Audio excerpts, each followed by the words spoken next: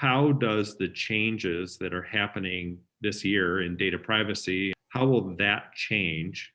And what would we need to do as an agency to try and build audiences around people who might want to have social platforms?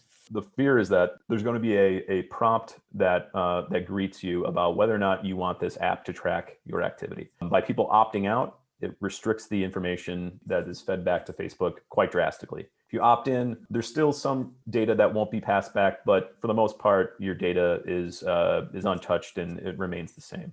Facebook fears is that there will be a lot of people opting out, and therefore a lot of that relevant data will then be lost. And so, in the absence of that relevant data, it becomes harder for the algorithm to serve up that suggested content, those ads that are more relevant to you.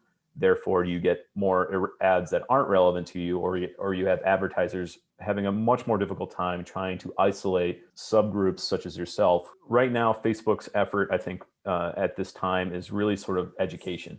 It's trying to educate people on the ins and outs to the best that they can in a sort of a layman's terms, to really get people to try to opt in to that prompt. And I think what's interesting about it is all the effort that Facebook is kind of putting forth around that education about the prompt and about those data privacy discussions not only benefit Facebook, but they benefit really app within the App Store as well, including other social channels.